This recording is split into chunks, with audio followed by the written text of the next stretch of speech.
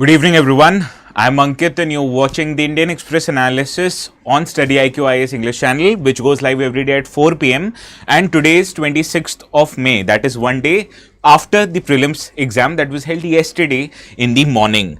Now, today's article that we are going to cover are quite important. But first, let me tell you something.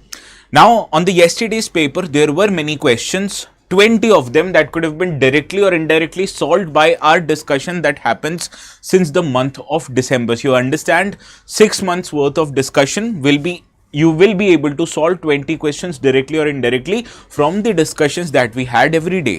For example, if you look at these topics that I've listed here, right from the start, I took this first session on 4th of January, and you can understand questions have started to appear on the exam.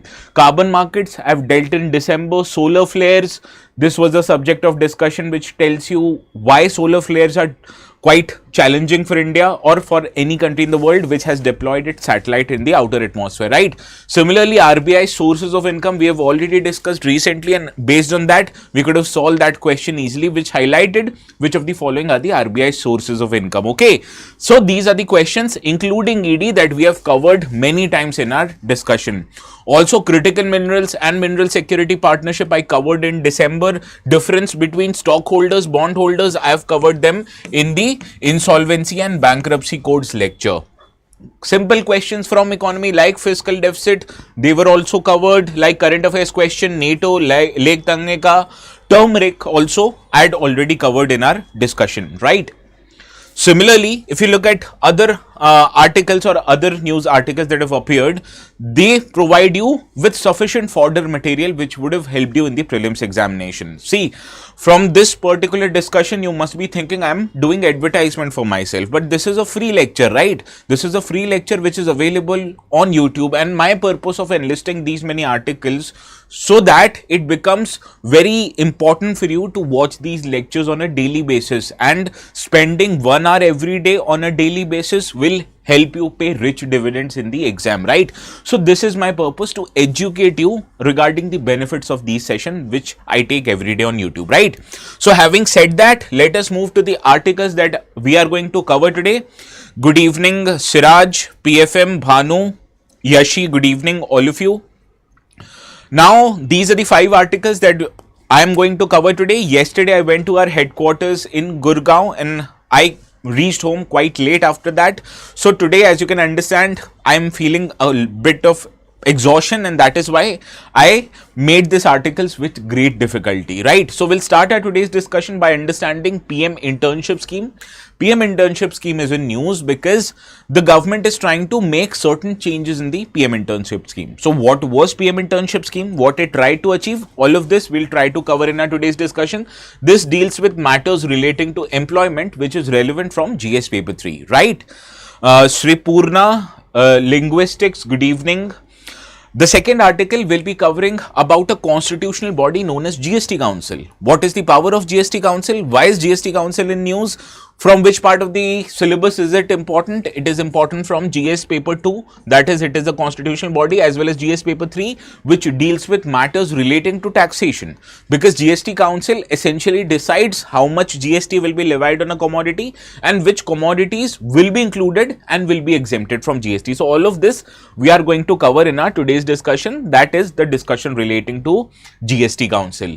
In the third article, we'll be covering about a multilateral bank originating from the BRICS grouping. BRICS also was the subject of the question that appeared in the prelims examination. This bank is called as New Development Bank. Now, there are new members that have been added to the New Development Bank, so that is why New Development Bank is in news, and it is relevant from GS paper 2 perspective and also from 3 perspective. That is why this is an important article. In the fourth article, we'll understand the reasons why India is witnessing early onset of monsoon this year. As monsoon, when it reached the coast of Kerala, it was 8 days before the expected time date of arrival of monsoon, which is 1st of June. So we'll try to understand the factors, the geographical factors particularly, that have played an important role in early outset of monsoon. These kind of topics are relevant from GS paper 1, which highlights the subject of geography, okay? And in the last article, we'll be covering about a missile system, that is Golden Dome. What is Golden Dome? What characteristics or functions make Golden Dome so special, and how is it good or bad as compared to the existing missile systems. All of this we are going to cover in our today's discussion. This is particularly relevant from topic of science and technology. So the relevant paper here is GS paper 3, right? So these are the 5 articles we are going to cover. Muthuraj, Tani, Kaizen, good evening all of you. Tani, hello. Now we'll start off our today's discussion. But before that, the notes, they will be available on my Telegram channel. This Telegram channel is called as ATS Live. So what you need to do, go and search ATS Live in the Telegram channel. You will find it. Else, if you are still unable to find it, you have an option to scan this QR code. This will take you directly to my channel, definitely. Okay. So let us start our today's discussion. Priyalata, Pavan, good evening. Let us start our today's discussion with this article. It appeared on the front page of Saturday's newspaper, right? Sorry, on page 13th of Saturday's newspaper. This article says government is to seek cabinet's nod for tweaking the PM internship scheme. So automatically this scheme, which is in news, becomes important. So let us understand the context of this article. Now, following the review of 2 pilot phases of the PM internship scheme, which is a scheme of Ministry of Corporate Affairs, the government is planning to introduce certain modifications in this scheme. So before understanding the modification, as they have not been brought out yet, let us understand what this Prime Minister internship scheme is all about. Okay. Now, Prime Minister internship scheme, it was announced in budget last year, that was in budget of 24-25. This budget was announced during July because this was the year, that is 2024 was the year when India went into election. So when the government was re-elected, it presented a full budget in the month of July, and this PM internship scheme was a part of this very budget. It initially was started as a pilot project for the financial year 2024 and 25, and it was expecting or targeting to train as many as 1.25 lakh interns. Now, the opportunities that will be provided to people working in these sectors will be spread across 24 different sectors, including banking, including manufacturing, all the sectors that you can imagine. Okay. And the companies who have the ones that will be providing internships, they have been identified based on their corporate social responsibility expenditures in the past 3 years. And this is to ensure that the companies who are participating in the scheme are committed to social and ethical practices, and whoever is going to be employed in these companies as interns, they learn the practices of these companies. So that is why highlighting and bringing only the good companies was the intention of the government. And how to identify those companies? Automatically based on their CSR spending in the past 3 years. So this was Prime Minister internship scheme. Now let us understand what will be the benefits that will be provided to interns under this scheme, right? Now interns who will be selected to act as interns in these companies, they will get a monthly stipend of 5,000 rupees.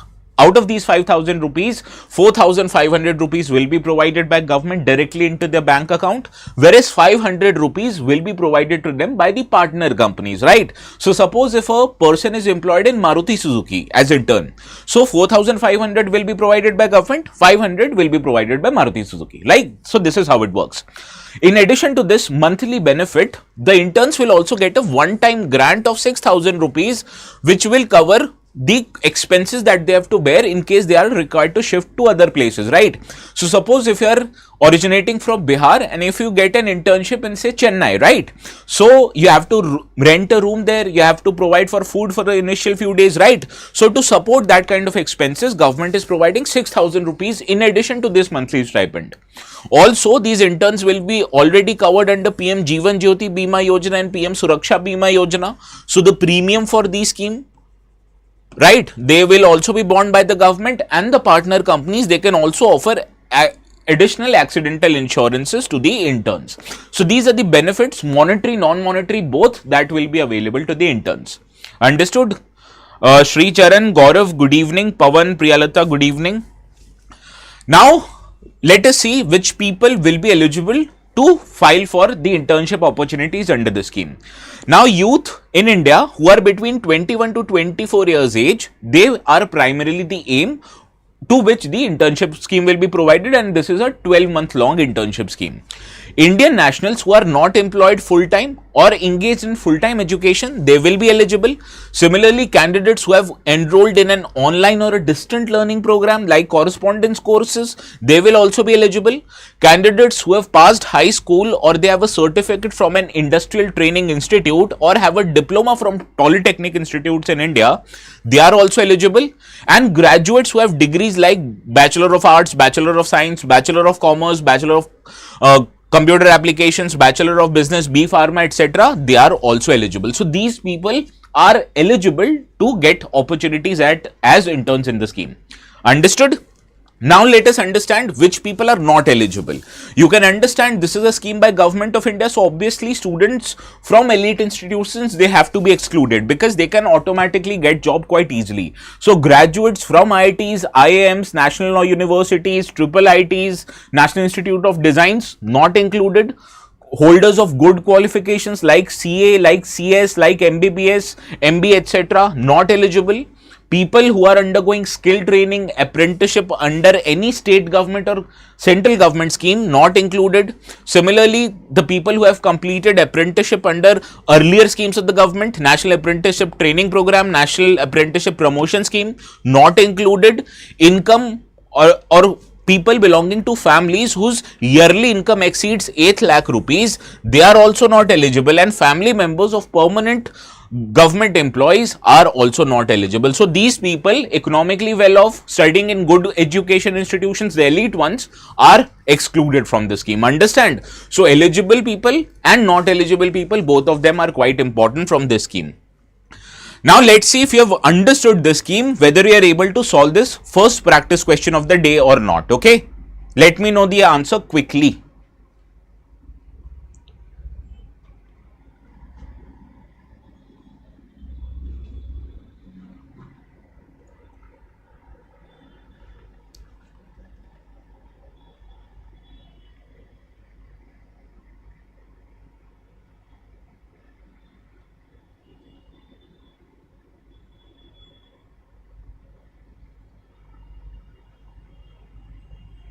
Bhanu says option A. Sarang says option A. Let's see, consider the following statements about Prime Minister Internship Scheme. This offers a 12-month-long internship program for Indian youth between 21 to 24 years of age who are not engaged in full-time employment or full-time education. Correct. Interns receive a monthly financial assistance of 5,000 rupees for 12 months along with a one-time grant of 6,000 rupees. Correct. This scheme is integrated with existing skill development and apprenticeship program across all states and union territories. This is incorrect. This scheme is in addition to those programs. So people who are already enrolled in the existing programs, they are not included in the scheme. Understood? So that is why third is not right. And Bhanu, Sarang, Kaizen, Reshma, Pavan, Akash, all of you are correct. Option A is the right answer. Okay. Now moving to the next article, this talks about that GST Council will meet soon to discuss rate rationalization and future cess levy. And this article also appeared in Saturday's newspaper on same page as of last article, that is on 13. Now this article talks about a constitutional body, GST Council, so that is why relevant from 2, and it deals with economic matters, so relevant from GS paper 3. Right, now let us understand the context. GST Council is likely to meet soon to discuss simplification of tax slabs. Right now, there are 5 to 6 different tax slabs under GST regime, and many people are demanding that when you once said that this will be a one nation, one tax regime, so how are you bringing different kind of taxation slabs, right? But you understand taxes on, say, a item which is consumed daily, like wheat, like rice, can't be the same as taxation, say, on cigarettes or taxation on luxury watches, right? Good sin goods, luxury goods, they have to be taxed a bit higher, as against the items which are of daily consumption, they have to be taxed lower. So that is why we need different kind of tax slabs. But you also need to rationalize the amount of tax slabs, because otherwise the GST regime will be quite complex. So that is why you need rationalization also. Similarly, discussion will also be made around for future course of levy of compensation cess. So we are going to discuss all these issues also in our today's discussion. Okay. Now first let us understand GST Council. If you remember, I told you this is a constitutional body. Why this is a constitutional body? Because 279A article of the Indian Constitution empowers President of India to constitute GST Council by an order. So when a body is deriving its power directly from the apex law of the land, it makes this body what kind of body? Constitutional body. Understood? Had it been deriving it a power from a law passed by Indian Parliament, then it would have been called a statutory body, but this is a constitutional body. Now let us understand who are all the members of GST Council. Now GST Council is headed by the Union Finance Minister, who acts as a chairperson, and this criteria is given in Article 279A subsection 2 of the Constitution itself. Similarly, Union Minister of State, who is in charge of Revenue and Finance, that person will be a member of GST Council. Ministers in charge in state governments who are looking after finance or taxation, they are also the members of GST Council. In addition to these three people or these three categories of people, any person nominated by governor of a state where there is proclamation of emergency under Article 356 of the Constitution, then those people will also be the member of GST Council. So correctly, the President's rule is applicable where? It is applicable in Manipur. So Manipur governor, he must have appointed a person to GST Council, so that person will also serve as a member to GST Council. So what you need to understand, it is headed by Union Finance Minister. Union Finance Minister of State, that is the deputy of this Union Finance Minister, is a member. Similarly, finance ministers in respective state governments, they are also the member, and any person nominated by governor for a state where President's rule is in implementation, these people are the members of GST Council. Now let us understand what GST Council actually does. Okay, now GST Council makes recommendation to the central and state government relating to certain matters. These matters include levying of taxes, cesses and surcharge by central, state and local bodies that have been merged into GST, because we understand earlier there were many taxes like value addition tax, entertainment tax, etc. They all have been subsumed under GST. Earlier, central government, state government on their own used to decide what will be the taxation rate. But now those taxes which are under GST, only the GST Council has the power or authority to decide the amount of taxes that can be levied, and it is recommended to the central and state government. As this is a constitutional body, so this recommendation is binding on central and state government. Understood?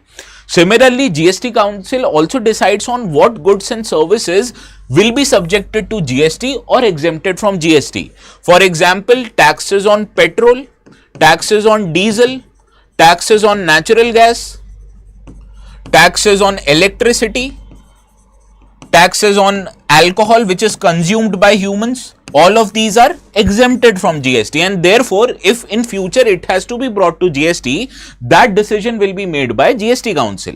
Also, GST Council recommends model GST law, principles of levy, a portion of GST levied to the government and how it will be divided to various authorities. That composition or that percentage of division of taxes between the governments are also decided by GST Council. So understood? Any doubt? Other functions of GST Council includes what is the threshold limit of turnover below which the GST will be exempted. So it decides that suppose if you are earning X amount of money, and if you are earning more than X amount of money, then you have to pay GST, and if you are earning less than X amount of money, those people won't be allowed to pay GST. So the threshold, which in this regard I have told you a hypothetical number X, it is decided by GST Council. So GST Council can raise the limit or reduce the limit below which or above which the GST is applicable. Similarly, it decides on rates including the floor rates for bands of GST. What are the percentage of GST taxes, also decided by GST Council. Sir, do union territories have a member in GST Council? No, union territories effectively are governed by which government? Central government, right? So central government is taking care of interest of union territories. Understood? So that is why you won't see Delhi ka finance minister in the GST Council. Similarly, any special rates for specified periods that may be raised by GST Council during any natural calamity or disaster are also to be decided by GST Council. So effectively, every taxation rate, exemption limits of GST is decided by GST Council, not alone by central or state governments, right? Central and state government, they are bound to follow the recommendation or advice of GST Council, because this is a constitutional body deriving its power directly from the Constitution. Now the matters which will or which are expected to be discussed in the next meeting of GST Council. First is the meeting which happened last time. It was in December, and then the GST Council had actually postponed discussion of lowering of GST rates on health and insurance premium, right? Now recently, due to inflation in the medical sector, the cost of health insurance premium, they have risen a lot. So many people in India, they feel that the government is imposing quite a high amount of GST rates on the premiums offered by the health insurance companies. So to reduce the cost of premiums, many people are demanding to reduce the GST rates on the health insurance premium. So whether GST Council will reduce health premium rate or not, this is to be discussed by GST Council, as members of GST group of ministers have been constituted, and they have felt that more discussions were required before any such decisions can be made by GST Council. First of all, many state governments were concerned, because if you reduce GST tax rate, automatically the tax collection will reduce. So many states have highlighted their concerns in this regard, and comments from insurance regulator, that is IRDAI, has also been not received. That is why this matter of reduction in GST rates in health insurance premiums were postponed during the last meeting in December. So now whenever the next meeting will happen, it is expected that this matter will be taken up by the GST Council. Similarly, a group of ministers on rate rationalization were also formed, and they will also decide to tweak rates on as many as 148 items. Also, there was this compensation cess, which was a kind of cess that was collected in form of taxes, and these cess were distributed to various states to compensate them for the loss of revenue that they may have gotten after GST was applicable, right? Now, this compensation cess, according to the original Constitution Amendment Act, they were expected to continue only till June 2022. But before June 2022, in 2020 onwards, you understand, COVID happened. And during COVID, due to lockdown, the earnings of governments due to GST collection reduced. So many state governments said that we have witnessed reduction in our tax collection, so please extend the date for levying this compensation cess, so that we are made up for the revenue that we have lost due to COVID pandemic, due to lockdown, or due to economic slowdown. So as a result, in 2022, the council decided to extend the levy till March 2026, and to compensate the cess states for their loss in revenue, the government against GST Council took a loan and decided to give this loan to various state governments. So you need to repay back the loan, you need to repay back the interest. So for that, the GST compensation cess was extended until 2026, and using the collection for GST compensation cess, which is essentially a cess collected by taxing luxury items and sin goods, this is used and paid to pay back the interest and principal amount for the loan that had taken by the government. That was 2.69 crores worth of loan taken by the central government during the COVID pandemic, right? So therefore, whether this GST compensation cess will be extended beyond 2026 or not, this matter will also be decided by GST Council. Understood? Any doubt in GST Council? If you don't have any doubt, let's see if you are able to solve this particular question or not.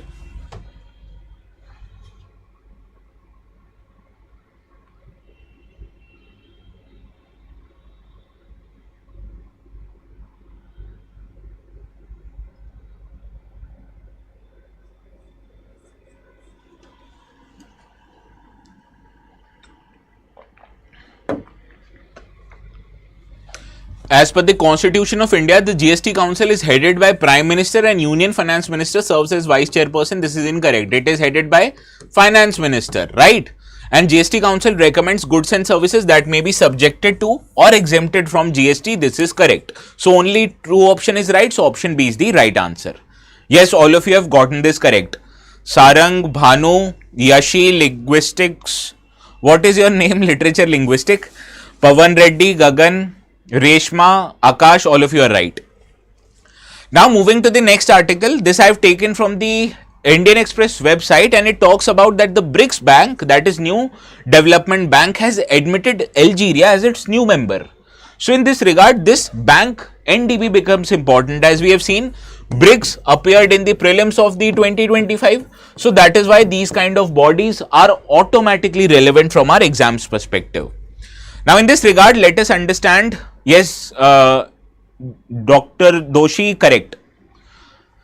Now, the new development bank, which comes under BRICS, has admitted Algeria as its new member, further expanding its global membership base. And the Algeria, it has deposited its instrument of accession in line with the provisions of Articles of Agreement of NDB. So, suppose if Articles of Agreement says that Algeria has to submit photocopies of its PAN or of its Aadhaar, I'm joking, right? So they have submitted, they have completed the paperwork. Now Algeria officially is the member of New Development Bank. Okay.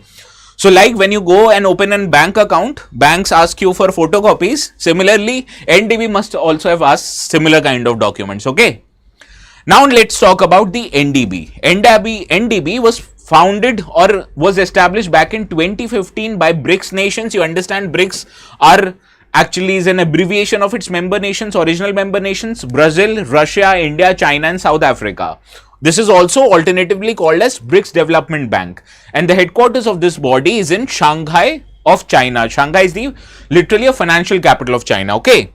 Now, the objective of establishing NDB was to act as a multilateral development bank, much similar to IMF, much similar to Asian Development Bank, much similar to Asian Infrastructure and Investment Bank, and this is aimed to mobilize resources for infrastructural and sustainable development projects in the emerging markets and developing countries. So basically, this does not mirror IMF, it mirrors World Bank and its institution like IBRD. IBRD also was a question this year in prelims examination. Okay, so this body, it provides loans to countries, emerging markets economy, if they have to undertake infrastructural development, if they have to undertake sustainable development projects. Okay, so this is the purpose of NDB. Now let's see who all are the current members of NDB. It includes the original nations of BRICS, that is these 5 nations, and in addition to that, Bangladesh, UAE, Egypt and now Algeria are the existing members of NDB, and the membership of NDB is available to all UN member states,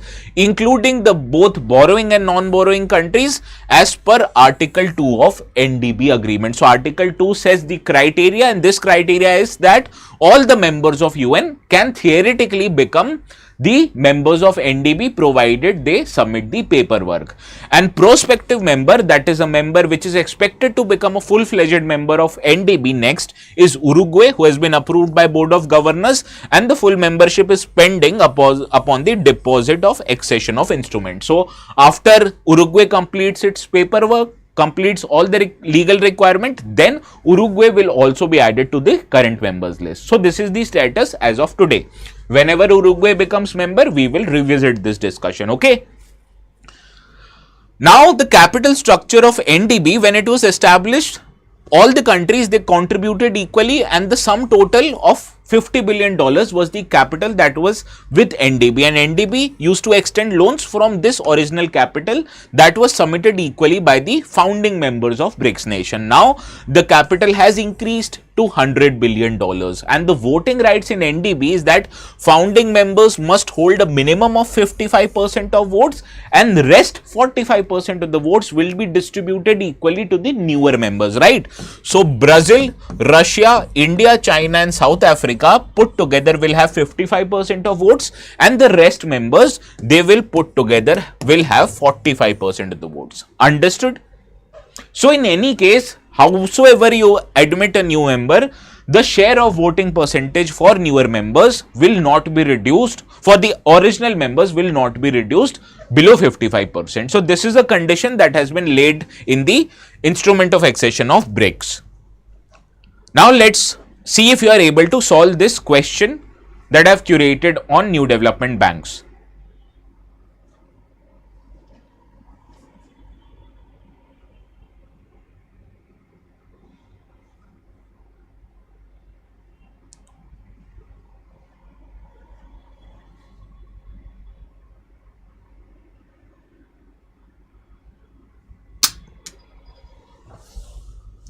Reshma wrote option D, then she deleted it. No problem. NDB was established to mobilize resources for infrastructure and sustainable development project. Correct.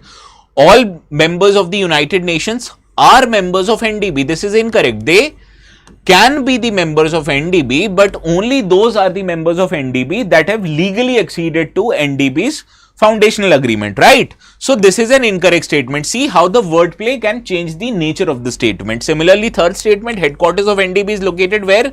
In Shanghai, not in the capital city of China, that is Beijing. So third also incorrect. Therefore, only one is right. Option A is your right answer. Yes. Rishi, good evening. No problem if you are late. Watch the rather what I have completed till now after the lecture ends. Okay.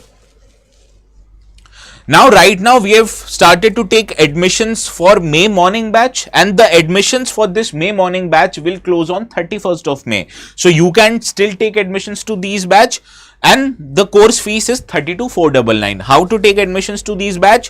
What kind of batches do you want to opt? Let me tell you how to take admissions, right? Click on the StudyIQ IAS website. Go to this website. You will be needing to create an account first. After you have created an account first, go to this explore courses option. Once you click on explore courses, on the upper tile there is an option which is basically a scroll bar, and it tells you what kind of language you want to take your education in. Suppose if you're not comfortable with Hindi or with a bilingual language of teaching, you have an option to opt for an exclusively English batch, right? So to opt for exclusive English batch, click on this tile and see the first tile here is May morning batch, English batch, right? Now, right now, the diamond batch is available at 37,999. But how to take admissions for this batch? Even at a discounted rate, more discount than this amount, click on buy now. When you click on buy now, you are asked to add a promo code here. Click on this and write here ATS live. Okay. This is the code which is flashing on the bottom half of your screen. You can see that. Okay. Click on apply. When you click on apply, see the discount of 7,000 rupees is applicable. Diamond right now is 30,999, which is at a much more discounted rate as it has been told. Similarly, platinum is at 27,500 and gold is at 16,999. My recommendation to you all is take admissions in diamond batch, and the best available rate is right now. And please, if you want to prepare seriously for the next year's prelims, now is the right time for you to take admissions. As you are spending more and more days not learning, this is the day which is lost from your side. Okay, so please take admissions in either of these three batches. Why I have recommended for diamond batch? Because all the benefits of StudyIQ IS platform is available in diamond, not so much for gold and platinum, and you can get this discount only after applying the code that is flashing on the bottom half of your screen, ATS live, right? So please don't forget that. Moving on to the next article, this I have picked up from yesterday's newspaper, right? And if you see the front page article, it says monsoon hits Kerala earliest since 2009, right? So why has actually monsoon arrived in India so early this year? Let us understand the reasons behind it, okay? Now, the context of this discussion is that Indian Meteorological Department officially declared onset of monsoon on India's mainland, that is in Kerala, on May the 24th, which is 8 days ahead of its normal schedule, which usually was June the 1st.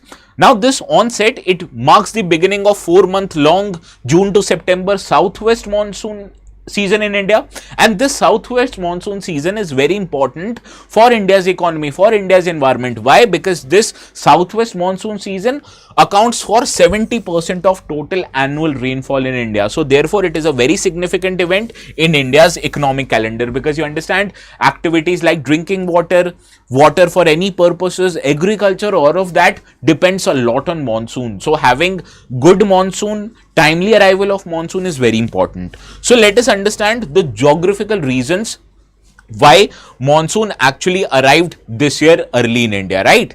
Now, you have to understand what are the official conditions after which IMD officially declares that the monsoon has arrived. Is it just the rainfall that determines has the monsoon arrived? So what if the rainfall happened in Delhi a week ago, right? So was monsoon has arrived in Delhi? The answer is no. There are certain conditions that needs to be satisfied before IMD will officially declare that the southwest monsoon has arrived in India. So what are those conditions? Let us understand it, okay? Now, IMD attempts to declare the schedule of southwest monsoon after any time after May the 10th, but to do so, there are certain essential conditions that needs to be satisfied first. First condition obviously is rainfall. Now, to determine whether southwest monsoon has officially arrived in India, IMD has set up various weather stations across India, and especially it considers weather stations that are located in southern part of the country. So if 60% of the available 14 southern meteorological stations of IMD, which are located in these cities across southern part of our country, they report rainfall measuring at least 2.5 mm or more rainfall for 2 consecutive days.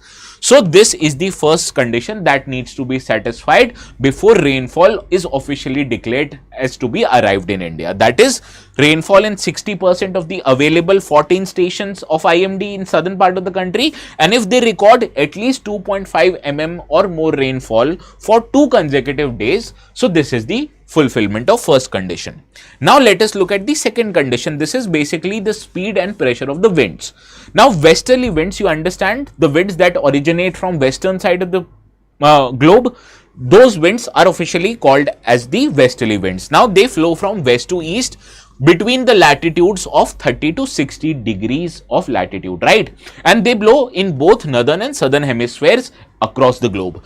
Now for onset of monsoon in India, the depth of westerly winds, they should be maintained up to 600 hectopascals, which is basically the pressure figure, and the wind speeds must be between the range of 15 to 20 knots at the 925 hectopascal. So this condition is the second condition, that is relating to the wind speed as well as wind pressure. Therefore, it has to be above a certain level, and then only the monsoon will have to be officially arrived. And the third condition that needs to be satisfied is the amount of outgoing long wave radiation. Now suppose whenever sun is shining, so the sun rays, it arrives at the earth in form of short wave radiations, but after getting reflected from the earth's surface, this short wave radiation changes into a long wave radiation, and this long wave radiation interacts with every particle that is there in the air. It might be dust particles, it might be aerosols, it might be the atmospheric gases, and when this long wave radiation interacts with the earth related atmosphere, it has a tendency to heat up the earth's atmosphere, right? So that is why ongoing long wave radiation, it is absorbed and is reflected from the sun, and the difference between the long wave and short wave radiation, that has the potential to change earth's temperature and atmosphere. And OLR, it includes radiation from warmed upper atmosphere along with small amount of earth's surface also, and most of OLR, it warms the lower atmosphere, which in turns also warms the surface of the earth, right? So this is how sun insolation changes the temperature of any area. Now for India southwestern monsoon, the satellite, they must at least record the OLR values should be below at least 200 watts per square meter, then only this will satisfy the third condition for the monsoon to arrive. That is, you understand, during monsoon the temperatures on earth cool down. Why? Because sun is not shining as much. So it has to be recorded, that is OLR radiation has to be recorded below 200 watts per square meter, then only the official monsoon will said to be have arrived. So these three conditions needs to be satisfied before IMD will officially declare that monsoon has arrived in India.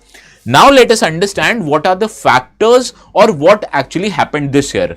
Now if all these criteria are fulfilled, then IMD declares monsoon has arrived over Kerala, and this will be done only after second day of observation.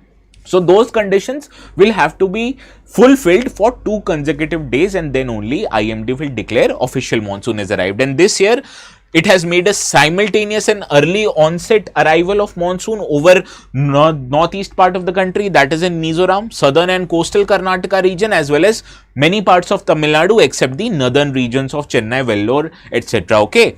Now under normal conditions, the monsoon crosses the central part of the Kerala and reaches Karnataka coastal region around June the 5th, making this year's onset earliest in the region in the recent years. And in Karnataka, the onset of monsoon has actually happened 10 days before expected. So this is why, after fulfilling those 3 conditions that I've already told you, that is wind speed and pressure, the outgoing long wave radiation, as well as the amount of rainfall which is recorded by southern stations of the IMD, those 3 conditions tell you that the monsoons have arrived. Now the next part of our today's discussion actually tells you, the red line in this graph tells you the expected arrival date, whereas the blue line actually tells you the actual arrival date of the monsoon. So this figure will actually tell you that the official monsoon has arrived quite quickly. Good evening, Saujanya.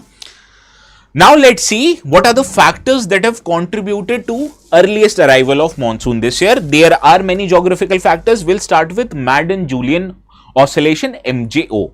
Now this is a key feature or a geographic condition which includes disturbances of cloud, wind and pressure, and this weather phenomena, it has a tendency to move from west to east, that is, it moves eastward with a speed of 4 to 8 meters per second. Now this is an oscillatory system, which means it navigates the entire globe within 1 or 2 months, and MJO's wind band, it can travel around the world, causing significant weather changes during their movement. So what kind of weather changes it brings? It increases the rainfall or it reduces the rainfall, and this is due to the oscillatory conditions that is provided by the Madden-Julian observation. Now in its favorable phase, MJO actually enhances the rainfall that happens over the India. So MJO is in its favorable phase, and this has contributed to early arrival of monsoon in India.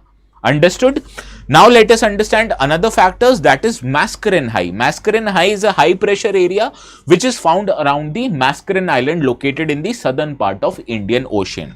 Right? So suppose this is a coast of India, right? So here there needs to be low pressure for monsoon. And in the waters of Indian Ocean region, here there needs to be a high pressure system. So automatically you understand the wind flows from where? From high pressure to lower pressure region, and this is also the reason why moisture arrives from this wind and brings rainfall on the different parts of the country. So for any rainfall to happen, you need development of low pressure region over the Indian mainland, and you need development of high pressure region over the Indian Ocean region. So any factor that increases pressure in the Indian Ocean region or reduces pressure over Indian mainland will automatically play a favorable role for Indian monsoon. So talking about Mascarin High, it is an existing of high pressure area found in Mascarin Island, which is in Indian Ocean region. So automatically this will play a positive role on the India's monsoon cycle, and the strength of Mascarin High is a key factor in determining the intensity of monsoon season. So higher is the high pressure in monsoon high, which means strengthening of Mascarin High. A stronger Mascarin High automatically leads to stronger winds and therefore increased rainfall in India. And if there is a delay in formation of Mascarin high pressure, it can actually negatively impact India's monsoon by delaying the arrival of monsoon in India. Understood how high pressure in Indian Ocean region can play a good role or bad role in monsoons in India? Any doubt? You can ask right now in the comments. Otherwise, I'll move forward. Okay. Now, another factors that has played an important role is the convection, right? So whenever sun is shining on the land and it increases the temperature of the land, heat is radiated by the land upwards, and this process is called as convection, right? Convection is basically vertical transport of heat and moisture into the atmosphere, and it also brings rainfall, which also contributes to evaporation of water bodies, right? So for example, a convective system over Haryana, it moved southwards towards Delhi, and it led to rain that happened in the Delhi region last week. Similarly, Somali jet, which is an important wind, it is a cross equatorial wind band which originates near Mauritius and through North Madagascar, and during the months of summer, this Somali wind system, it crosses the east coast of Africa and ultimately reaching the Arabian Sea region, and from Arabian Sea region it travels to west coast of India. Now a strong Somali jet, it is associated with strengthening of monsoon winds in India. Understood? That is Somali jet. Higher is the wind speed of Somali jet, the better will be monsoon in India. More is the convection, more will be the evaporation of water higherwards, and this will lead to accumulation of clouds, and that will bring rainfall. So these are the conditions that actually fulfill or positively impact early arrival of monsoon, right? Another condition is the heat load development. Now heat load development is the phenomena as sun moves north during the summer period. You understand, during these winter seasons in India, the sun has moved south of equator, but as summer arrives, sun moves then north towards equator, and as during the summer months, sun shines directly above tropical regions and it heats the landmass over Pakistan and the surrounding areas. And because of this increased insolation, the landmass over Pakistan and continental Indian subcontinent, it heats up significantly, creating a low pressure area due to rising warm air. So I told you here, any phenomena which increases the temperature, and when temperature increases, you understand the pressure, it reduces. So heating over this area will automatically prohibit or automatically increase the low pressure in this region. Therefore, this heat low development positively contributes to rainfall in India, and similarly there exists a monsoon trough not just in Pakistan, but this is an elongated area of low pressure which stretches across entire Indian subcontinent, including Pakistan, including India, including Bangladesh, that acts as a pathway because most of the moist air, it flows from ocean towards land. I told you it flows from high pressure region to low pressure region, and therefore this low pressure zone over Pakistan, it acts as a suction device, therefore pulling all the moist air from the ocean, that is through Arabic Sea, through Arabian Sea, through Indian Ocean region, alongside bringing the monsoon also, and this results into a heavy rainfall. So more is the heating over Pakistan, more is the heating over India, this will promote more development of low pressure, and as low pressure becomes dominant over the landmass, high pressure already was existing over the ocean region, this will act as a suction device which will pull all the moisture from the ocean waters, and this will result into heavy rainfall in the Indian subcontinent. So these are the conditions that have promoted good rainfall and early arrival of rainfall in India. Any doubt? If you don't have any doubt, let's see if you are able to solve this question. In 2017, a question appeared on Indian Ocean Dipole and how it impacts monsoon in India. I've changed that question to suit our today's discussion on Madden-Julian oscillation. Okay.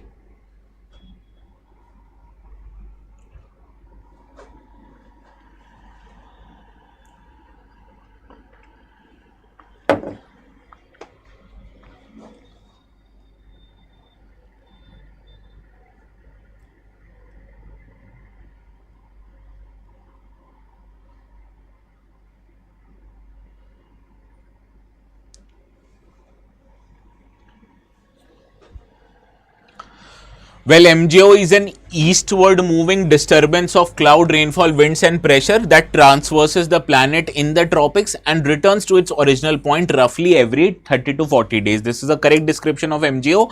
MJO has no impact on Indian monsoon as it is a primarily an Pacific Ocean phenomena. This is an incorrect. I have told you MJO is favorable right now for India. That means it brings higher amount of rainfall in India. So therefore it has an impact.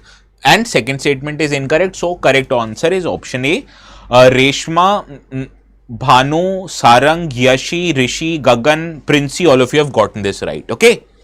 Now moving to the last article of the day. This is actually an article from last week. I've been meaning to cover this article for many days, but because of paucity of time, we have not covered it. So today I will discuss this article entirely. This talks about Trump's Golden Dome missile system. So what is Golden Dome missile system? Now US President Donald Trump, he last week said that he has shortlisted a design for Golden Dome missile defense shield and has made General Michael of US Space Force in charge of the project. Now the Golden Dome itself is inspired from Israel's much famous and much touted Iron Dome missile system. Israel's Iron Dome missile system is a short range ground to air defense system, but the Golden Dome of US will be far more ambitious in scale and scope, so it will be much better as compared to Iron Dome. And it also will integrate many next generation technologies. So what are those technologies? Let us understand in our today's discussion. Now, missile systems have been in news for the past few days because of India's conflict with Pakistan, and India had such a good air defense system that no Pakistani jet or missile were able to go through it. Okay. So in this regard, let us understand the Golden Dome. Now, this is a system which will comprise, among many other things, space-based sensors and interceptors, making Golden Dome the very first truly space-based weapon system. As of now, we use satellite technology, but we use satellite technology to ascertain the trajectories of missile. We don't use satellite to shoot down any missiles. Satellite only provides us the data which helps us in reconnaissance missions, right? So satellites, it provided crucial targeting and other data which the earth-based missile systems use to target any incoming aircraft, any incoming missile, any incoming drones, right? So it is the missiles which are fired from the ground-based system using the data provided by the satellite. That's how modern air defenses system work. But Golden Dome is different. How is it different? Because the proposed Golden Dome, it goes one step further using interceptors which will be launched from space, that is from satellites itself, which theoretically means Golden Domes will consist of satellite that will have missiles, and it is those missiles that will target the oncoming aircraft. So according to initial plans, this system will comprise of thousands of small satellites orbiting the earth, and it will intercept an enemy missile mere moments after it has been launched directly from space, which is quite different from the existing air defense systems. Now this Iron Dome, from which the inspiration of Golden Dome has been taken, was developed after 2006 Israeli-Lebanon war. And Iron Dome of Israel, it comprises of ground-launched Tamir interceptor missiles and an array of radar installation that capture and track enemy aerial threats, from rockets to missiles to artillery shells. All of this is tackled by the Iron Dome system. What is important in Iron Dome? It comprises of ground-launched Tamir interceptor missile. That is, missiles are only fired from ground-based systems. Whereas I told you about Golden Dome, there the missiles will be fired from satellites themselves. That is why it is so futuristic in this regard. Now let us understand why is there a difference between the capabilities of Golden Dome and Iron Dome. This is because the priorities of Israel and US are very different. Iron Domes is very less in technological terms as compared to Golden Dome, because Iron Dome is a short range system developing or using a ground based aerial defense system, and it does not rely on satellite for any aspect of its functionality. Event tracking. Golden Dome is a system which just uses radar systems installed on ground, and therefore it primarily uses radars to identify and track an enemy target. Whereas Trump's Golden Dome, or US's Golden Dome for that matter, will likely comprise radar and other ground-based targeting system as well. But the main selling point or the main USP of Golden Dome is that the deployment or use of satellite-based, space-based missiles, right? Now let us understand the reasons between the different capabilities. First of all, the area of Israel is very small as compared to US. Israel is nearly 400 times smaller than US in terms of area, and Israel mostly contains of one kind of a terrain, that is flat desert terrain, right? Therefore, it makes short range interceptors ideal and also cost effective for air defending the Israel from the threats that happen. And what are the major threats of Israel? It is the non-state actors like Hamas, Hezbollah, right? So these are the major threats, and Iron Dome is sufficient to deal with these kind of threats. But on the other hand, which are the main threats for US? Countries like Russia and China, and both of these countries have very good missile systems like intercontinental ballistic missiles, and by virtue of it, intercontinental ballistic missiles, they travel in space. So you need to have the capability to track these ICBM missiles whenever they are traveling in space. So therefore, tracking ICBMs make it necessary for use of satellite, and that is why they can be neutralized using ground-based interceptors, space-based weapon long before they are entering into the airspace of US. So that is the intention of why Donald Trump or US is developing a Golden Dome system which consists of satellite-based weapon systems also, right? So this is all for our today's discussion. Now also many air defense systems have been in use. I've curated a table of it so you can understand Iron Dome, David Sling, Arrow 2, Arrow 3, these are systems of Israel. S-400 Triumph used by India also. This was originally developed by Russia, and it tackles long range air defense systems. It tackles targets which are even 400 kilometers away. That is why S-400 is so good. There is another system of US known as THAAD, which intercepts ballistic missile, and HQ-9 system, which we destroyed in Lahore, is a system owned and developed by China, and it is inspired by Russia's S-300, and it offers a 125 kilometer range, which pales in comparison as compared to S-400. Okay. Now, this is the question that appeared in the prelims of 2018. Yes, Saujanya, I will try to put mains question going forward because now our main target is mains.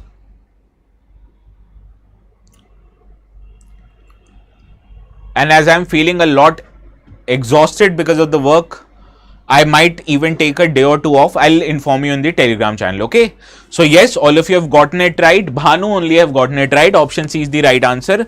THAAD is an American missile defense system. So you are correct, right? So option C is the right answer. Yes, Mini. Yes, Reshma. Now, this is the end of our today's session. The notes will be available on my Telegram channel, ATS Live. So you can go subscribe to the channel and download the notes. We'll see each other again at 4 p.m. every day. So please have a very good day and good night. Okay.